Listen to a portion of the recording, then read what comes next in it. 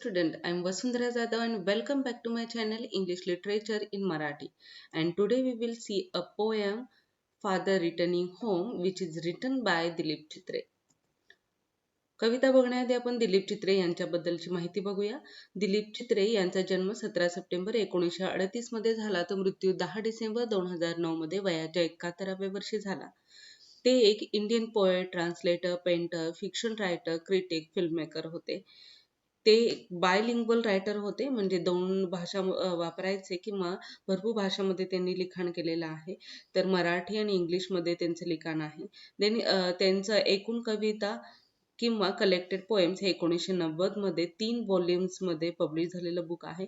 Then selected English poems हे 1964 to 2007 या दरम्यान लिहिलेल्या कवितांचे हे बुक आहे. शेषा ही इंग्लिश ट्रान्सलेशन असणारं मराठी ज्या पोएम्स आहेत त्याचं ट्रान्सलेशन असणारं पुस्तक आहे. त्यांचे शेवटचं जे पुस्तक आहे ते 2007 मध्ये पब्लिश झालं होतं. Let's see our poem father returning home. Father returning home ही कविता बघण्याआधी त्याच्याबद्दल थोडीशी इन्फॉर्मेशन बघूया. फादर रिटर्निंग होम ही 2 स्टांजांची कविता आहे. प्रत्येक स्टांजामध्ये 12 लाईन्स आहेत, म्हणजे 12 लाईनचा एक स्टांजा आहे. अशा 2 स्टांजांची ही कविता आहे. तर ही कविता दिलीप चित्रे यांनी त्यांच्या वडिलांच्यावर आधारित असणारी कविता असं म्हटलेलं आहे. कारण त्यांचे जे वडिलांचं लाईफ होतं तेच लाईफ काय केलेलं आहे की या पोएममध्ये इंडिकेट केलेलं आहे, आपल्याला दिसून येतं. आणि याच्याशिवाय जे मॉडर्न जनरेशन आहे, मॉडर्न जनरेशन आणि जे ओल्ड पीपल घरातले असतात ते कसे इग्नोर असतात किंवा व्हॅल्यूलेस झालेले असतात. तर अशी सिच्युएशन जी आहे ती पण आपल्याला या कवितेमधून दिसून येते. So let's see line by line father returning home. तर आणखी एक दिलीप चित्रे यांचे वडील जेव्हा बरोडामधून मुंबईला ट्रान्सफर झाले होते तेव्हा ही कविता आहे की त्या मुंबईत येऊन ते जेव्हा काम करू लागले त्यावेळी तो प्रसंग याच्यामध्ये आपल्याला दिसून येतो. याशिवाय ते एकटेच असे होते की जे कमवणारे होते, ब्रेड अर्नर म्हणलेलं आहे त्याला. तर ब्रेड अर्निंग करणारे ते एकमेव होते. तर त्यांचं जे कसं स्ट्रगलिंग लाईफ झालेलं आहे ते आपल्याला या कवितेतून दिसून येत. So let's see line by line. My father travels on the late evening train, standing among silent commuters in the yellow light. Suburbs slide past his unseen eyes. His shirt and pants are soggy and his black raincoat stained with mud and his bag stuffed with books is falling apart. Okay, let's see this much only. तर my father travels on the late evening train. तर दिलीप चित्रे किंवा poet असं म्हणतात की त्यांचे जे वडील आहेत ते काय करत होते की लेट इव्हिनिंगच्या ट्रेननी यायचे आणि खूप रात्रीच्या वेळे असे यायचे. येताना त्या ट्रेनमध्ये एक येलो कलरचा लाईट आपण बघतोय की रात्रीच्या वेळी लाईट्स असतात आणि ट्रेनमधली जी लाईट आहे ती येलो कलरची आहे. आणि त्यांचे जे कम्युटर्स होते, कम्युटर्स म्हणजे प्रवासी, ट्रॅव्हलर्स, पॅसेंजर्स, तर त्या जे पॅसेंजर्स होते ते सायलेंट असायचे. म्हणजे हे बरोबरच आहे, कारण ते जे पॅसेंजर आहेत ते अननोन असतात, त्याच्यामुळे ते त्यांच्यात गप्पा किंवा असं काही होत नाही. तर हे जे कम्युटर्स आहेत ते कसे आहेत की सायलेंट आहेत आणि ते सगळे उभे आहेत आणि असे ते लेट इव्हिनिंगला ट्रॅव्हल करतात. तर याचा आपण सेकंड जर मिनिंग बघितलं तर late evening indicate the age of poet's father. तर वडिलांच्या जे एज आहे त्याच्याशी कंपॅरिझन केलेलं आहे लेट इव्हिनिंग म्हणजेच काय की वडिलांचं पण वय झालेलं होतं आणि अगदी उतार वय आहे आणि त्या उतार वय म्हणजेच काय केले की लेट इव्हिनिंग असं टाइम त्याच्यात दर्शवलेला आहे. तर सायलेंट कम्युटर्स जे आहेत त्याचा अर्थ काय की त्यांच्या सोबत असणारे इतर लोक जे आहेत, त्यांचे फ्रेंड्स असतील, रिलेटिव्ह असतील, ते सगळे सायलेंट, म्हणजे त्यांना कुठच्याही प्रकारची हेल्प नाही झालेली आहे किंवा त्यांचं काहीही सहाय्य नाही झालेलं आहे. त्याच्यामुळे काय आहेत की ते सायलेंट कम्युटर्स म्हणले. इव्हन स्टँडिंग का म्हणलेलं आहे का तर त्यांचं लाईफ हे असं एखाद्या सीटवर बसून रिलॅक्स जे आहे तसं नाही आहे. तर त्यांना नेहमी काय करावं लागले की उभंच राहून काम करावं लागलेलं आहे किंवा तसं स्ट्रगल करावं लागलेलं आहे. Then yellow light indicate the dullness of his life. तर त्यांच्या लाईफ मधला जो डलनेस आहे तो काय केला की येलो लाईट मध्ये दाखवलेला आहे. येलो लाईट जसा डल आहे, जो फ्रेश नसतो, जसं व्हाईट लाईट असतो तशा प्रकारे फ्रेश नसतो, तर त्याच्यामुळे ते डलनेस त्यांच्या लाईफ मधला इंडिकेट करणारा हा येलो लाईट आहे. देन सबब slides past his unseen eyes.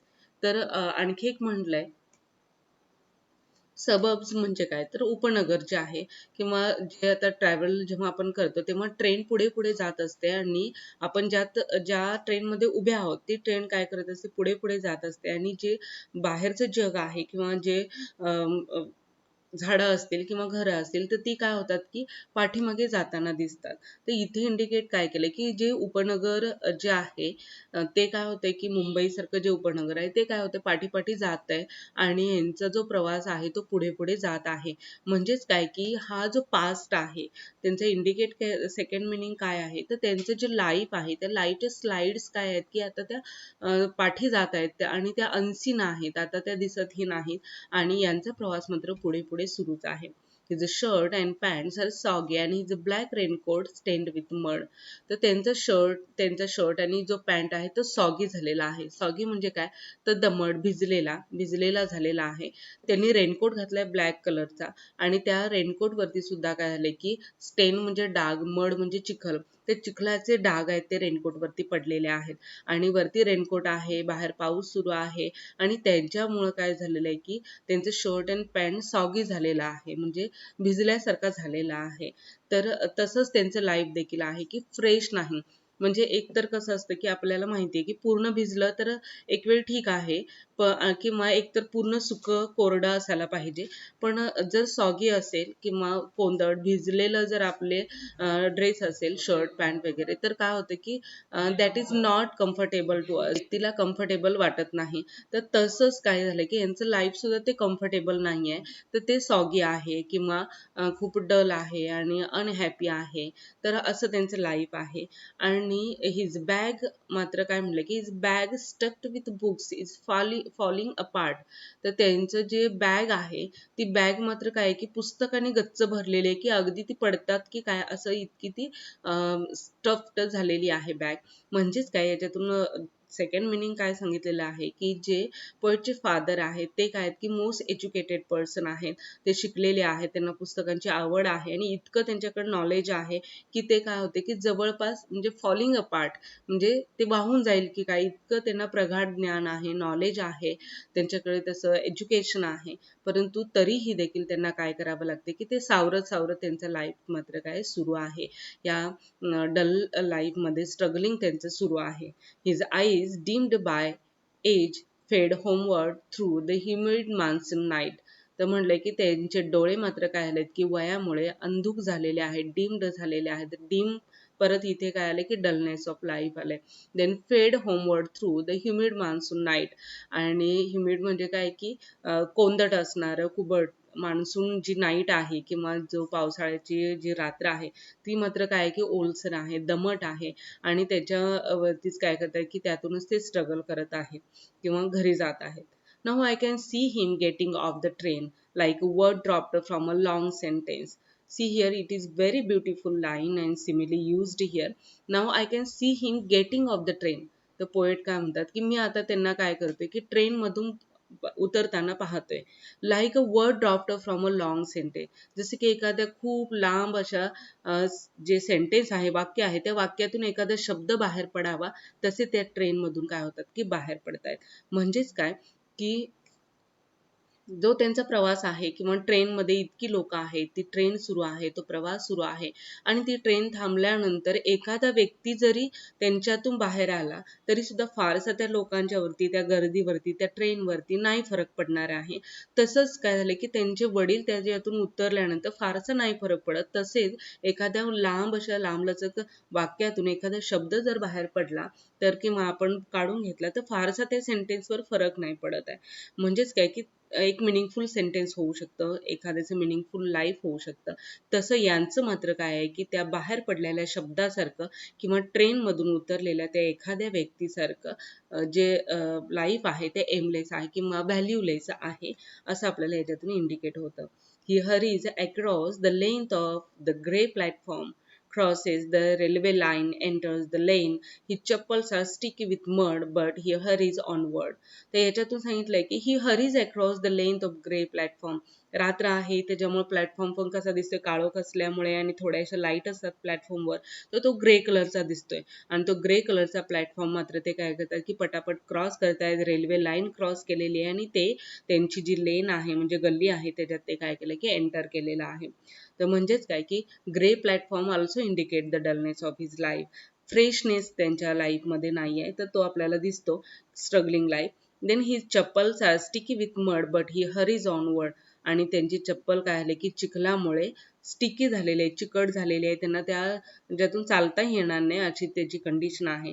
पण तरी सुद्धा काय करतायत की ते गडबडीने पुढे पुढे घरी जाण्याचा प्रयत्न करतायत. म्हणजेच काय की त्यांचं लाईफ जे आहे ते स्टिकी लाईक अ मड, म्हणजे चिखलासारखं स्टिकी झालेलं आहे.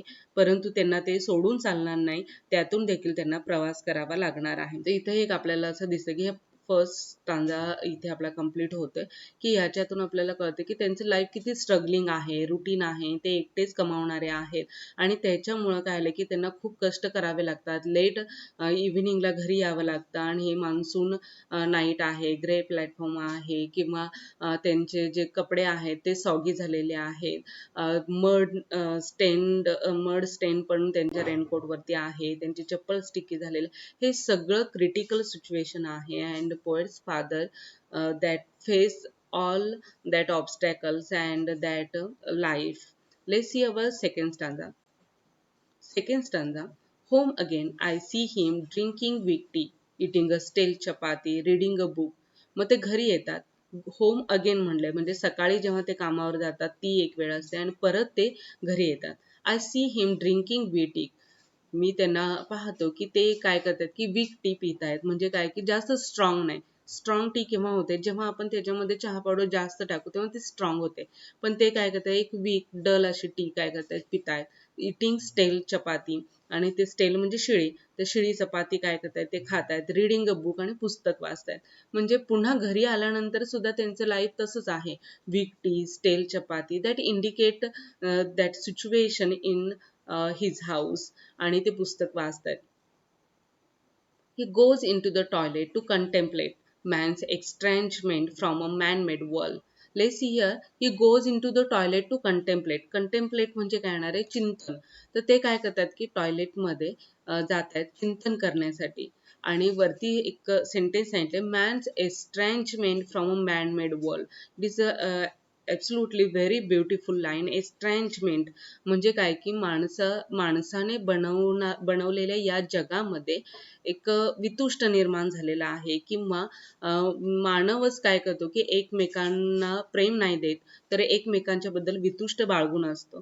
तर अशा या मॅनमेड वर्ल्ड पासून ते काय करतायत की बाजूला जात आहेत आणि चिंतन करतायत, कंटेम्पलेट करतायत. तर टॉयलेट सारख्या ठिकाणी ते जात आहेत. म्हणजे त्यांचं होल हाऊसचा विचार केला तर that whole house is a man made world, but मॅनचे एस्ट्रँजमेंट. परंतु त्या घरामध्ये सुद्धा इतर जी लोक आहेत ती कशी आहेत की वितुष्टता बाळगून आहेत, किंवा त्यांच्या बद्दल काही त्यांना कुठल्याही प्रकारची कणव नाही आहे. तर त्याच्यामुळं काय होतं की हे टॉयलेट सारखी एक छोटी रूम म्हणजे सिलेक्ट करतात की तिथे ते जातात कंटेम्पलेट करण्यासाठी, चिंतन करण्यासाठी.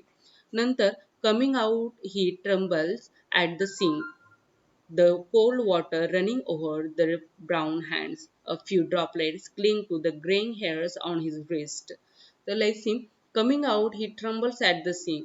आणि ते काय होतात की बाहेर येतात टॉयलेटमधून, आल्यानंतर सिंकवरती काय करतात ते हात धुतात आणि तिथे ते कंप पावत असतात, म्हणजे थरथरत असतात.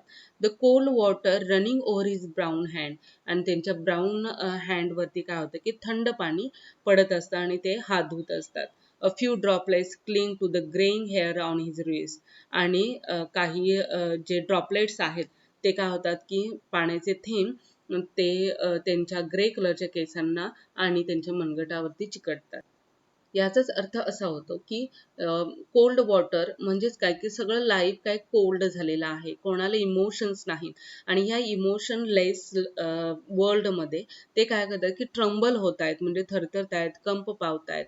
आणि त्याचे जे फ्यू ड्रॉपलेट्स जे आहेत ते मात्र काय झालेले की त्यांच्या थोडे केसांना आणि रिस्कला लागलेले आहेत. म्हणजेच काय की हे कोल्ड वॉटर आहे.